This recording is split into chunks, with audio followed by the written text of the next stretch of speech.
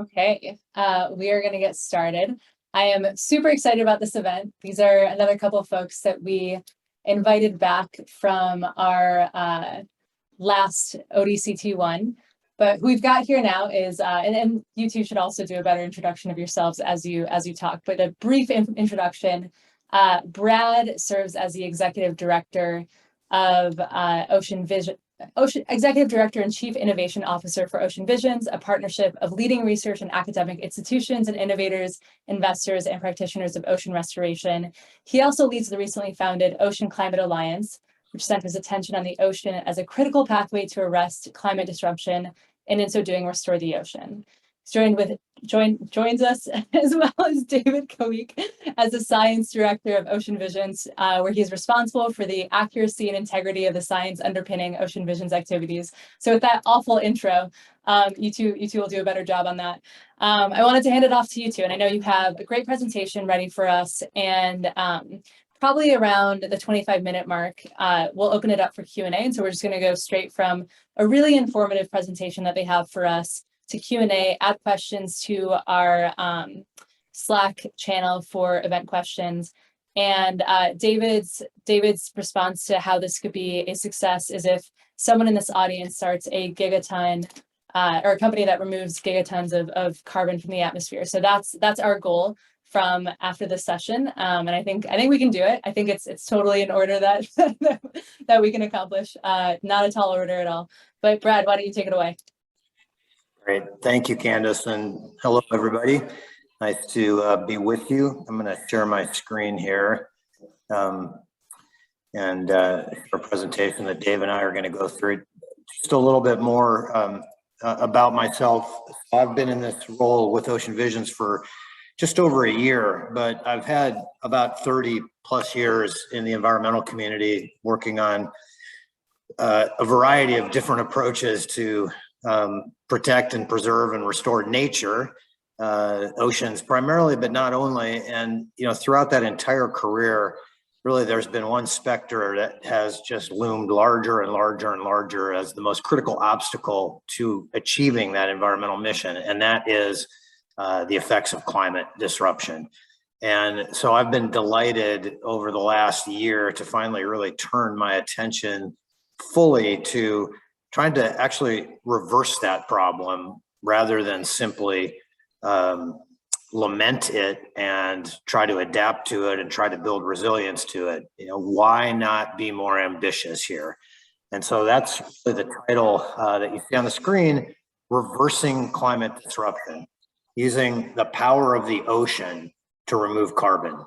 So Dave and I are going to tag team on this presentation. I'm going to start by giving you a little bit of the background of why and how we came to this, and then Dave will go into a lot more detail on exactly what we're doing and how we're doing it.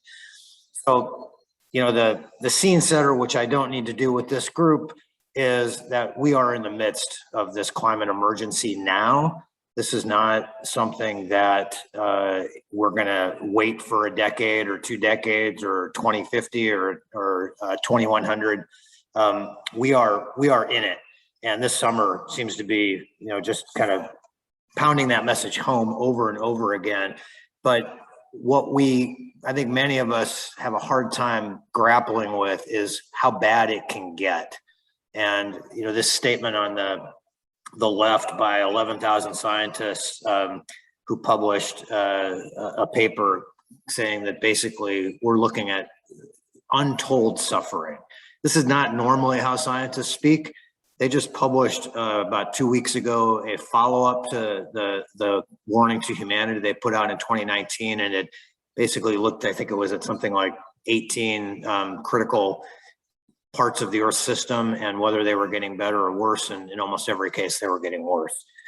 So one of the things that we also don't often understand about the climate crisis is that the oceans have absorbed an enormous share of the damage to the planet.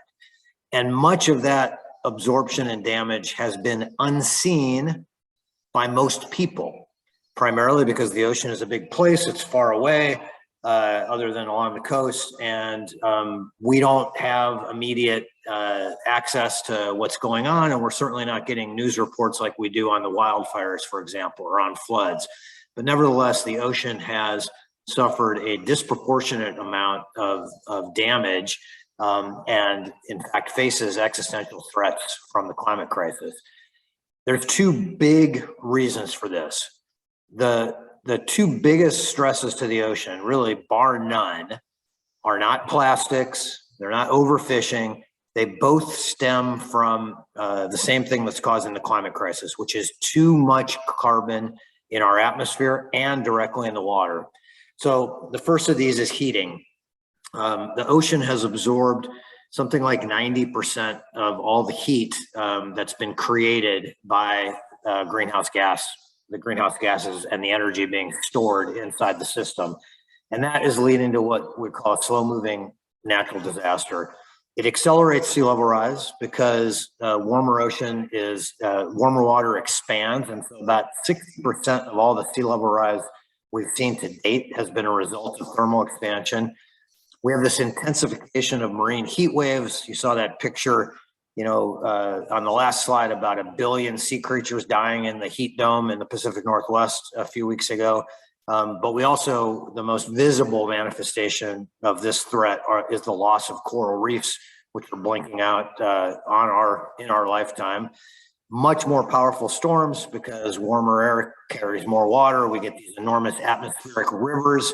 Those of you who live on the West Coast have experienced these that come and dump enormous amounts of rain, but we also have storms like Hurricane Harvey that dump 50 inches in a matter of a few days. Greatly increased melting of sea ice, which is changing ocean currents and also contributing to more warming because the ice on both poles reflects a great deal of the heat that otherwise, as it loses that reflectivity, is then trapped in the water. Warmer water also holds less oxygen, and we are seeing increasing deoxygenation in many parts of the ocean. We actually are seeing changing ocean currents, and last week you probably saw the multiple stories about this little blue blob right here where my cursor is, which is basically one of the only places in the ocean getting colder as a result of massive melting from the Greenland ice sheet. There was another story 2 weeks ago that the ice sheet something like 18 billion metric tons of surface mass in a week.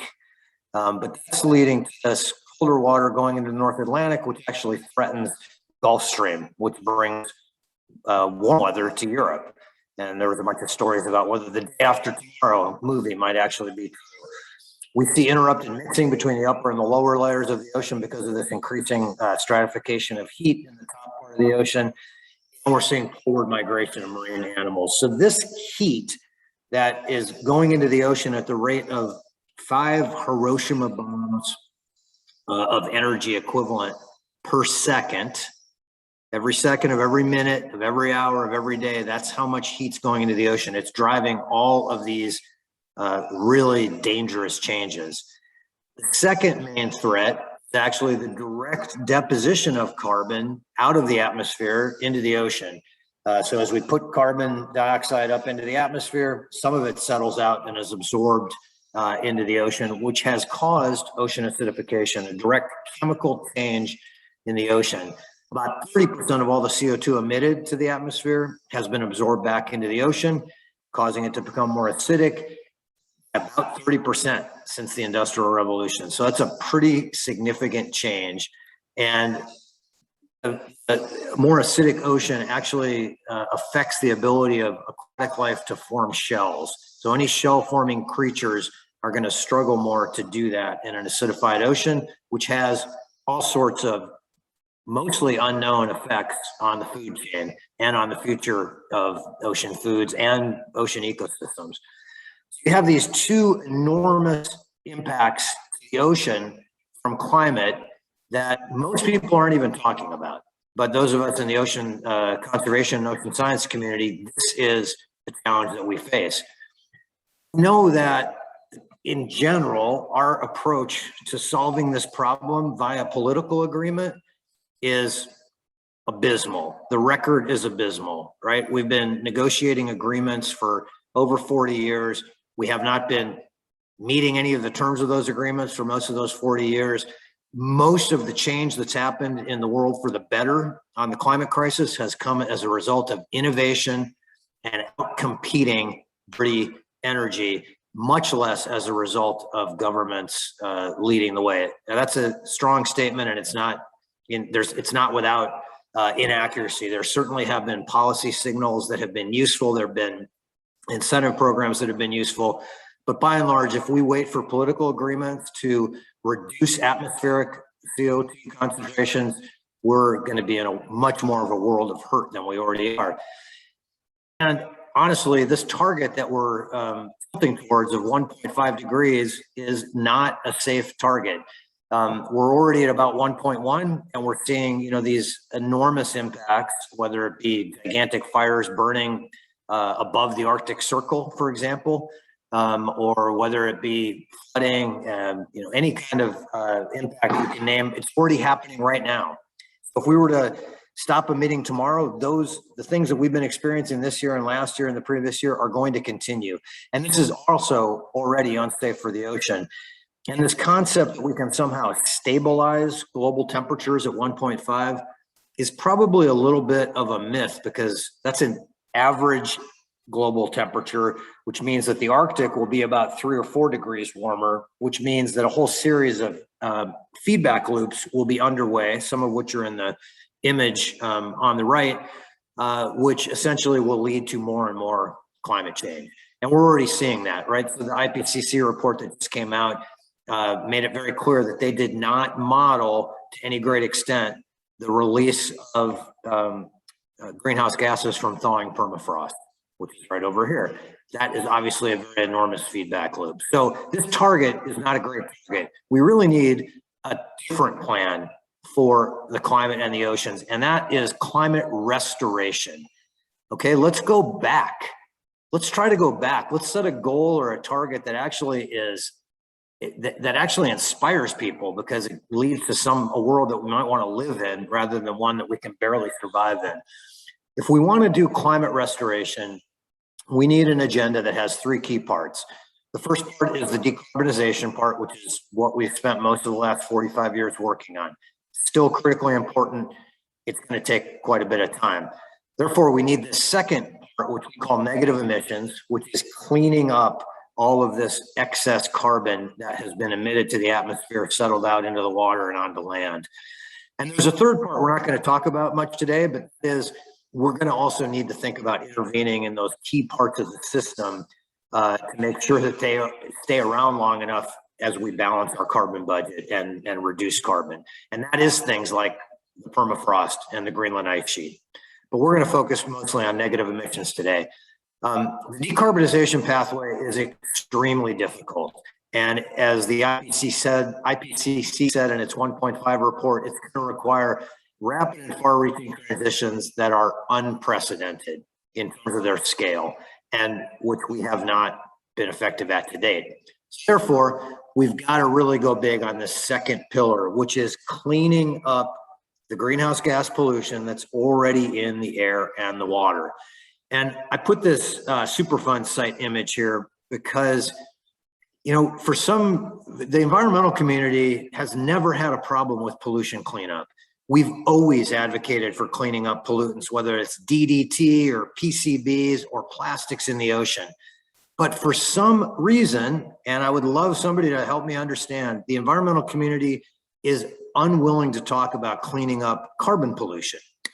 They say that it is a moral hazard, that if we talk about cleaning up this pollution, it gives license to those people who would propose to continue the pollution, which is a real circuitous argument that it doesn't seem to have had much impact so far not talking about this. So I think it's a real red herring of an argument, but that's what we hear. So this is all about cleaning up pollution. Try to think about it in those terms. And what is needed, again, going back to the IPCC, just to get to that 1.5 target is somewhere on the order of 100 to 1,000 gigatons of carbon removal cleanup over the 21st century. So that's 100 billion tons, 1,000 billion tons. And for those of you who aren't mathematicians, 1,000 billion is a trillion gigatons of carbon over the 21st century. That's to get to the 1.5, which I've already argued is not a great goal. If we want to go to climate restoration, we're going to be talking about cleaning up at least twice that, if not really all of the carbon pollution that we've created since the dawn of the Industrial Revolution. So it's an enormous task. We're looking at the oceans. Why looking at the oceans? The ocean has an enormous potential role to play here. It already is plays a gigantic role in cycling and storing carbon. There's about 50 times more carbon at the bottom of the ocean than there is in the atmosphere. And so you could see how just tweaking that a little bit, a couple of percentage points, increasing that carbon at the bottom of the ocean, you might be able to take a huge dent out of those numbers that I just showed on the previous slide. And basically, we're talking about mimicking existing processes, existing natural and biological processes. And there's far fewer conflicts than trying to do this on land, because you don't have the same competition for space. There is competition, it's just not quite the same. And there are a number of ocean-based pathways that Dave will talk about that could provide significant co-benefits for ocean ecosystems and for fisheries. So in order to move this field forward, we undertook an effort to build technology roadmaps around ocean-based carbon dioxide removal. And I am now going to turn it to Dave to talk about those. Thanks, Brad. And hi, everyone. Nice to meet you. I'm trying to, oh, there we go. There, I'm spotlight now. Nice to meet you all. I'm Dave Koweek. I'm the Science Director of Ocean Visions. And I come to this from a background as an academic chemical oceanographer. I spent over a decade sort of going around some of the most remote parts of the world's ocean, trying to understand how these ocean ecosystems work. And over that decade became sort of increasingly disillusioned with the continued documentation of the decline of these ecosystems, wanted to sort of turn the knowledge, insights, and perspectives towards working with solutions. So around a year ago, maybe a little bit over actually now, Brad and I got linked up and we're able to help Ocean Visions as an organization into one that's really trying to make a dent in this ocean climate problem. And in particular, the first thing that we did was build out these technology roadmaps. So these, a little over a year ago, we started to convene a global community of individuals to understand what can we do to help increase the role that the oceans can play in helping to clean up carbon dioxide from the atmosphere. What are the most promising pathways? Where do they exist in their current state of technology? What are some of the critical obstacles? And what are some of the most pressing priorities to move this field forward? And so at a first pass, we spent, in our first year, we spent time focusing on 3 large domain areas. The first is macroalgae cultivation and sequestration. I'll talk about all these, in a moment. The second is ocean alkalinity enhancement, and the third focus on electrochemical approaches to removing carbon dioxide from the atmosphere using the ocean. But what we also realized is that any assessment of these technologies is not only dependent on the technical potential of these, but also on their social potential. So we also focused roadmaps on growing and maintaining public support and investment to help grow the research, development, and demonstration of this field. So next slide, please.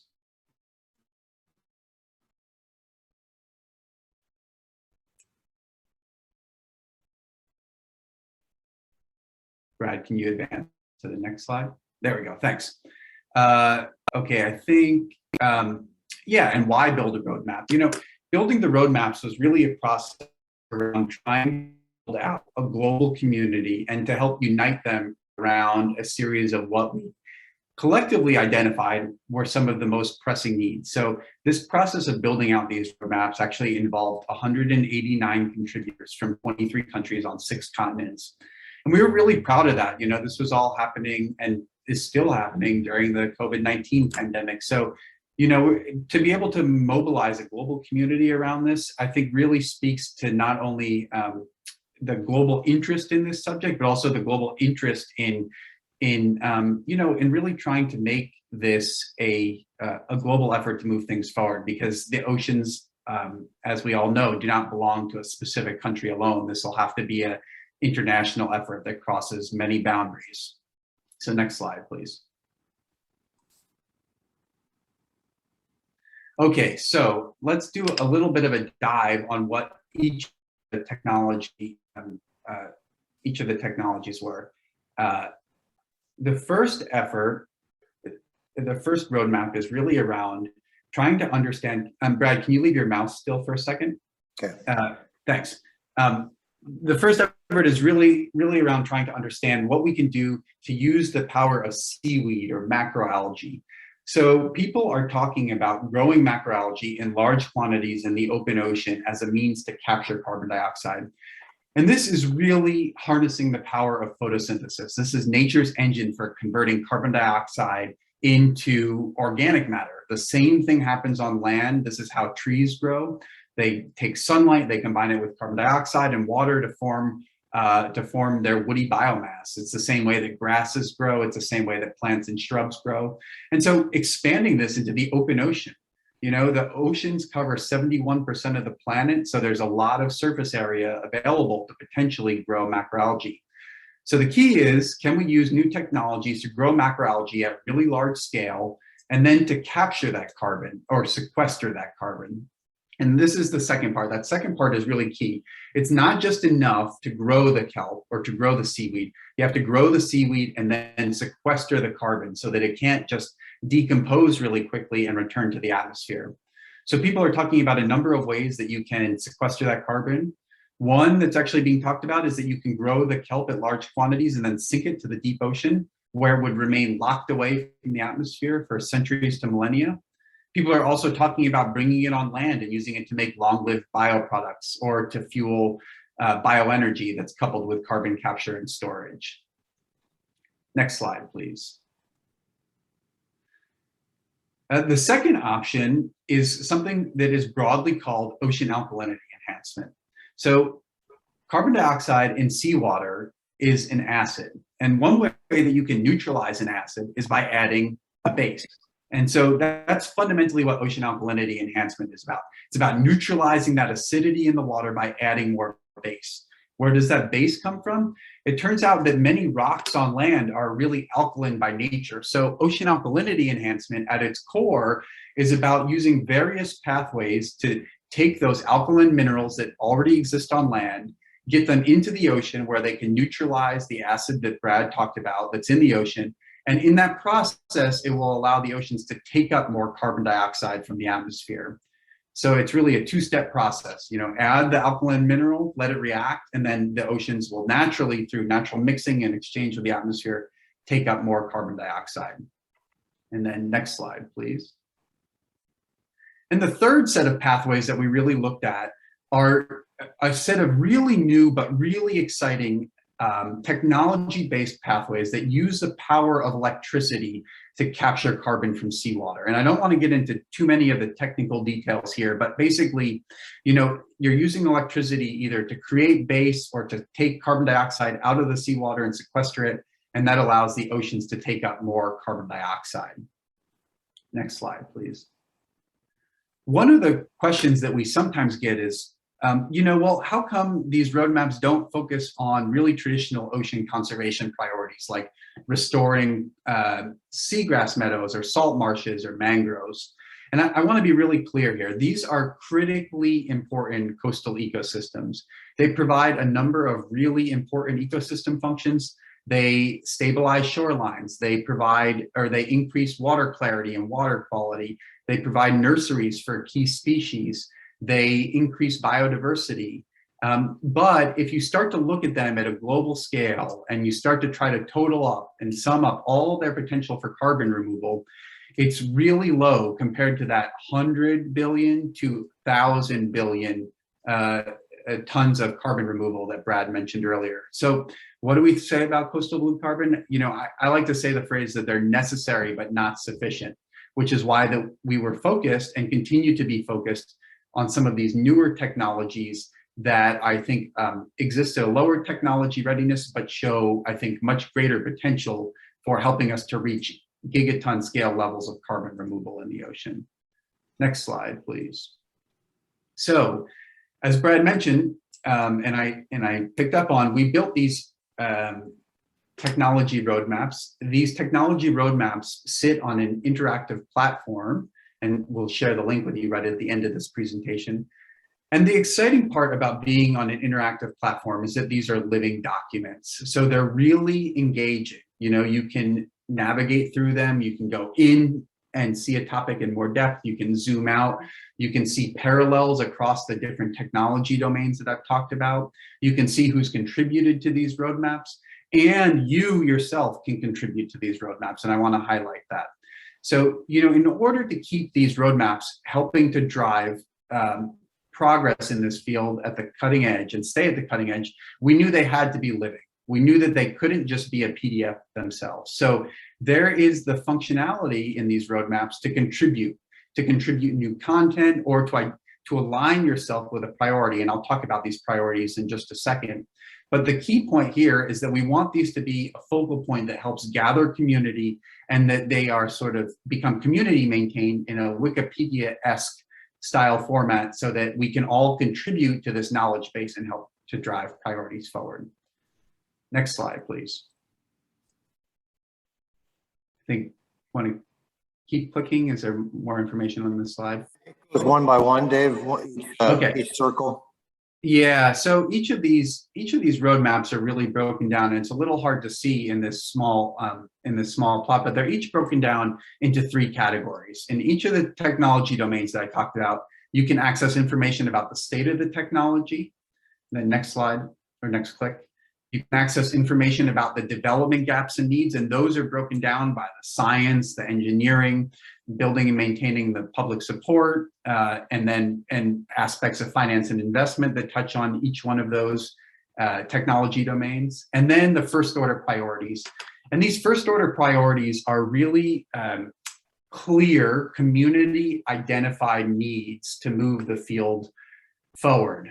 So as an example, on this macroalgae map, you know, we've identified, I think 8 total first order priorities. And these span a wide range of ideas. You know, some are really at the core science and engineering ideas. These are things like developing new modeling tools to help support the design and evaluation of large scale macroalgae farms, all the way through innovation, things like building new partnerships to accelerate research and development, and ways to expand funding for these. And so the whole goal is that each of these priorities will help focus energy and attention.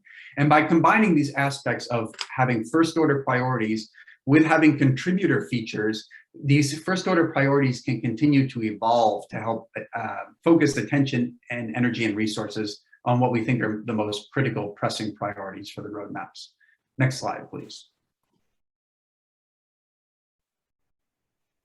So, you know, these roadmaps are really designed to be a catalyst. And specifically, these roadmaps are really designed to catalyze, these roadmaps are really designed to catalyze action by a diverse field of stakeholders around these most pressing priorities. And these are diverse stakeholders. You know, we think that there's room for everybody in this field. We need public support, we need private capital, we need philanthropic support, we need innovators, we need investors, we need scientists, engineers, we need conservationists, we need ecosystem managers and regulators to get on board. And we think that the roadmaps are a really good way to help build this global community. So, you know, I urge you to spend some time on them, and you know, you can find them at oceanvisions.org/roadmaps. Explore them and think about, you know, how they may intersect with your own interests and how you can get involved. And more broadly, you know, I just want to say, you know, Ocean Visions is really focused on this catalytic role. That is bringing together all of the stakeholders to help accelerate progress in addressing questions of ocean health and climate health. And, you know, I think that we can play this really valuable role by bringing together really specific, really clearly identified descriptions of the challenges with the folks who have the tools and skill sets to meet those challenges head on. So, you know, I hope I hope that you found this presentation engaging. I hope that you'll come join us on this journey, and we'd love to hear your feedback and thoughts. Thanks so much.